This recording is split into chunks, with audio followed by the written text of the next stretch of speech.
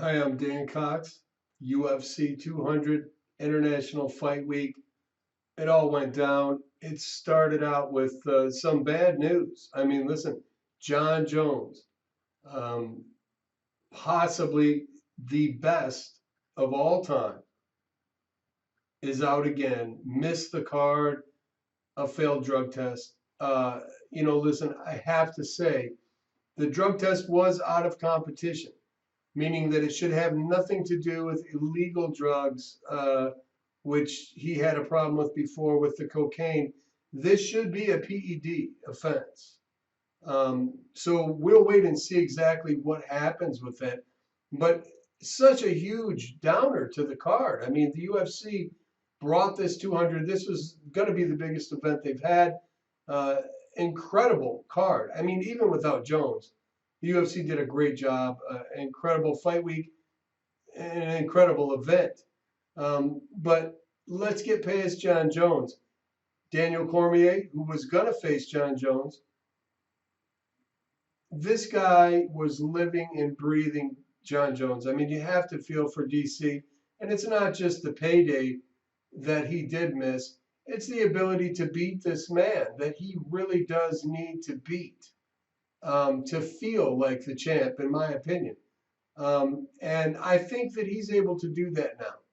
John Jones has taken himself out of the equation again after being out for all that time, coming back with one fight. It's just not enough. And you have to feel, I know I do feel bad for John. He jumped in, what, 4 years or less in the sport training, UFC champ, all the weight, all the pressure, all the money. I know we all wish that we had that, but I do feel bad for John a little bit there. And I think if he does not get it together now, this could really be the end of John Jones. We won't see him at this level again to be able to pull in these numbers. It's just not going to happen.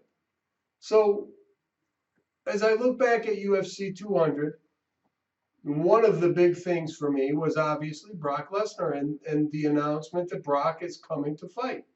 He was at UFC 100, he's at UFC 200. Now, Brock is an elite athlete, right?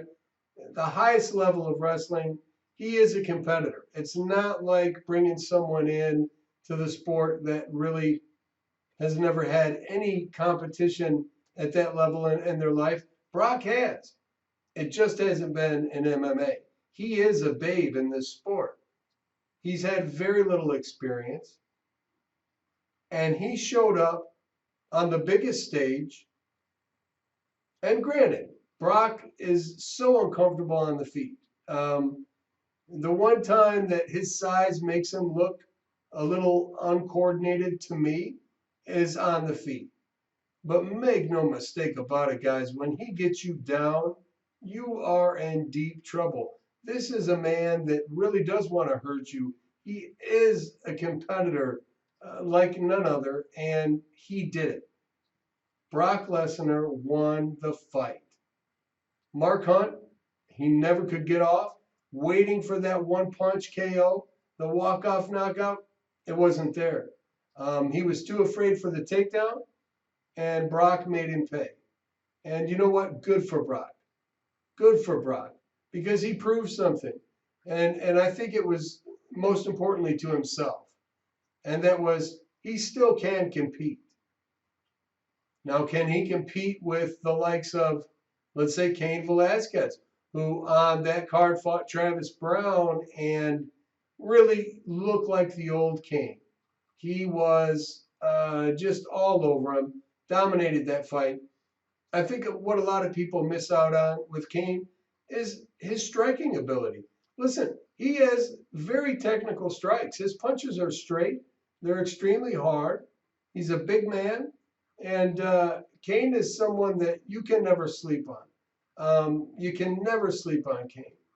And he did show Travis Brown, you know, where he needs to work on his game because, you know, Cain is just a different athlete. He's another freak. So we've got Cain Velasquez, And then you look at the fact that when Kane did fight Brock, I mean, he dominated Brock. He made Brock quit. It was over quick. Has Brock improved? Can he take on those elite guys in the division, like someone like the ex-champ with Kane? I don't think so. I don't think that Brock has the time to develop the striking to be comfortable to stand in there with any of the top five. But if he can implement his game plan, which is to take you down and beat you up, he can beat anyone in the heavyweight division, and that's a fact. So for Brock, we don't know if he's going to fight again or not. But I think the fact that he came back and made that statement the way he did really speaks volumes. I think we will see Brock back. He's too much of a competitor. He is not going to be able to walk out that way. He's just ready to get in there fighting, in my opinion. What is it, Vince McMahon, his other boss? I think they're going to have a three-way combo with Dana White, and they're going to work something out. And personally, I believe that.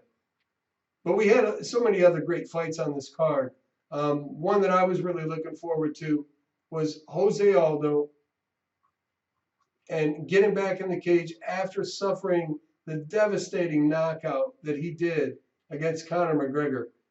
And then going against a man like Frankie Edgar, who has been on a tear. And it's not the Frankie of old. We've seen Frank finish guys. I mean, finish them.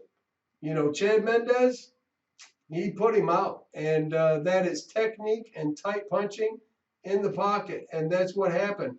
Now, you didn't really see that against Aldo because Aldo looked, number one, he looked like a different weight class to me. Jose Aldo looked huge. He threw punches with bad intentions, and he did take some really good shots from Frank. And Frankie's not a cream puff, guys. He can hit. He can knock anyone out in that division. He's just a volume striker. But he landed clean shots. Aldo took them, and he needed that for his own confidence to know when he goes into this fight against Conor McGregor, he could take those shots. And I think we might see a little different result in that, but hey, it's going to be one hell of a fight regardless. And I've got to look to the main event, and I hate to talk about the main event, not first, but a little later. And that's, listen, Miesha Tate is one of those special fighters. She's been around for a while. She knows this game. She's a student of the game. And she's one of the most mentally strong fighters in the women's division that does not quit.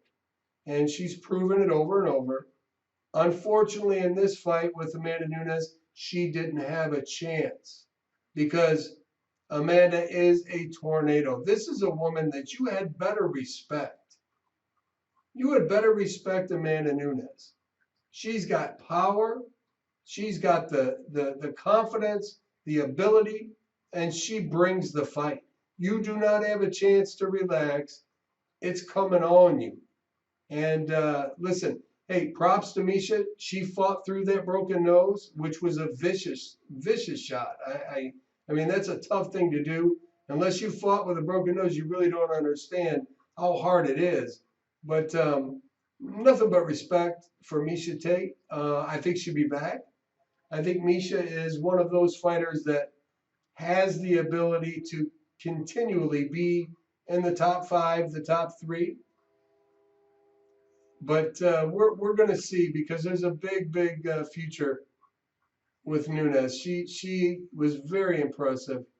I don't know how you can look at Amanda Nunes and find too many weaknesses just based on her overall mental strength and desire and heart to win. She brings it. You had better be able to stop her quick and make her go backwards because if she's coming forward, you're in trouble. You are in trouble.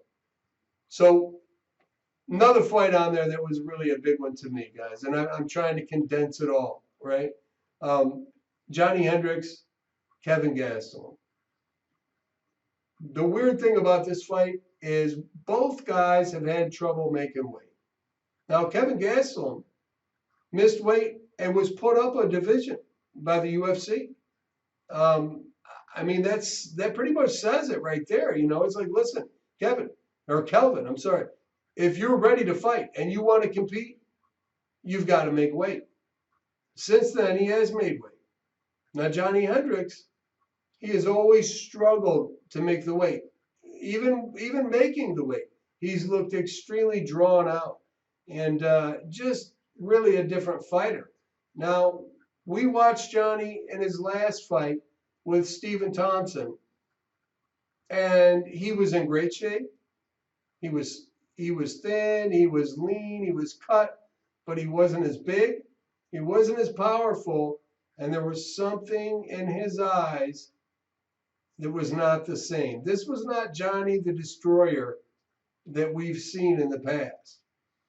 So there's been a question put into John's mind as to, is this the division? Can he compete with these guys? And it's hard to say because I'm not in there. Listen, I have nothing but respect for Johnny Hendricks. He is a champion. He's a hell of an athlete. I think he should go up to 185. I think he's going to be a better fighter there, stronger. He'll be healthier. But again, that's up to these fighters. And you know, with some of the bans that have happened, I think without IV rehydration, even though we've got the weigh-ins now that have changed, that make a huge difference for the fans. You know, listen, guys, that weigh-in where they're weighing in early, then showing up later and doing it, that's a benefit to us because these fighters get to rehydrate, recuperate, and fight at their best level. And that's what we're here for, is to watch these guys compete. So, I mean, I'm all for that. But I do not think that John is in the right division. I think Kelvin is. I think that's a guy that is his only thing that will hold him back is mental. And I'd like to see him really be focused. I think he could be a champion. And, man, it's a big future for Kelvin Gastelum. Really is. You know, there was a name brought up about replacing, and fighting Cormier instead of Anderson Silva, and that was Gegard Mousasi. Now, listen, Anderson Silva, even though some consider the best of all time, and he's fought at 205 and just dominated every time, Gegard competed at 205, done really well. He dropped down to 185. I was really looking at possibly seeing Gegard Mousasi and Daniel Cormier. That, to me, would have been one hell of a fight. I would have rather have seen that than Anderson Silva. No disrespect. I loved the competition. I loved the fight. I thought that he did well. But, listen, guys, this is about the sport we love. We are watching to see the best fight the best. That's the entertainment. The entertainment isn't someone coming in there and grabbing the microphone and, speaking and doing the WWE stuff. And no disrespect to them. That is entertainment. They are athletes. They're doing their job. But that's not the job in MMA, in my opinion. And that's why I give respect to Brock Lesnar, because he did not do that. He showed up, he fought, and he won. So for that, Brock, I got to give you respect, buddy. That was very, very impressive. Now, we've got some big stuff coming up. I've got to touch on it before I get out of here, and that is Conor McGregor, Nate Diaz. These guys, they're never going to stop. I think this is going to be one of those rivalries that lasts until they're in wheelchairs. And, listen, for Nate Diaz, Nate knows at 170, he can take Conor's shot. He can take his best shot. And he can beat him. He can make him quit. And that's what he did.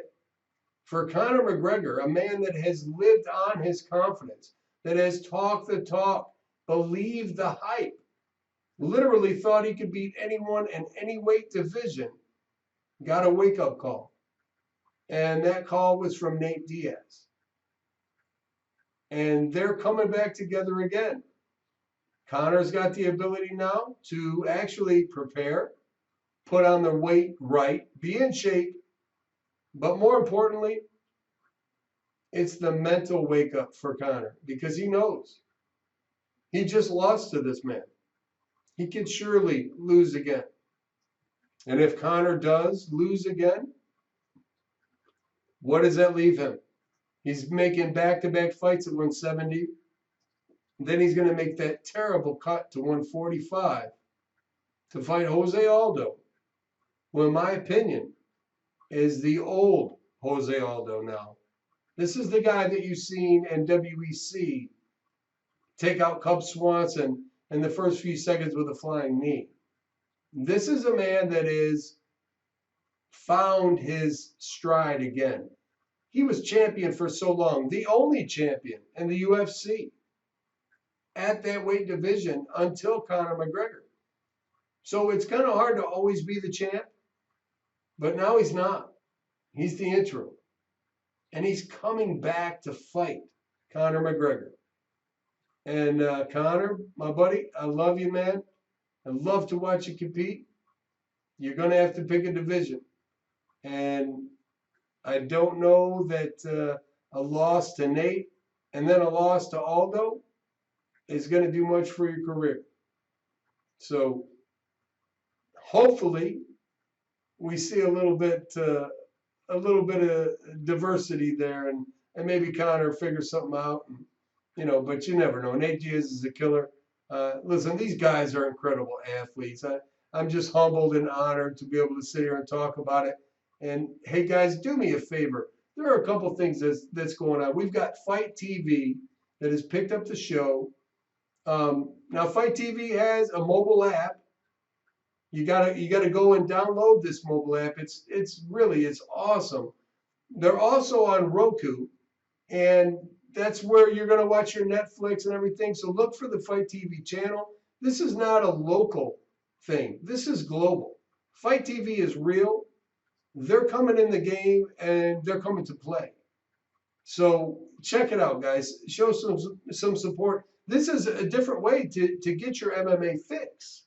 And I've got to tell you, for all the fight freaks like myself, man, I was inspired to find out. So check that out. Make sure you do. Go to the YouTube channel for Modern Pugilist Entertainment. Subscribe. Help us get the word out, please. That's what we do. We can't affect if we don't get out there. So listen, guys, I appreciate it so much. One more thing, I've got to throw this out. I didn't forget. Roku is beautiful. Check it out. You love it. That's where Fight TV is. And don't forget Hacky Sacky. Check it out. This is a whole new app, similar to Facebook, similar to all the social media that we've got. I mean, Twitter and everything, except it's for extreme sports. So we've got MMA, we've got combat, we've got everything you can think of with Hacky Sacky. I'm excited about it. It really is something to look forward to the future. So if you like extreme sports, if you just like a specific extreme sport, check out Hacky Sacky. Get involved. Make a difference, guys. So don't forget, Fight TV, download that app. Check it out on Roku. For Modern Pugilist Entertainment, I'm Dan Cox. For Fight TV, for Hacky Sacky, and for all my friends on social media, Brian Evans, Jay Nug, Riz, Ann, Tammy, everybody, thank you so much. Until next time, I'm out.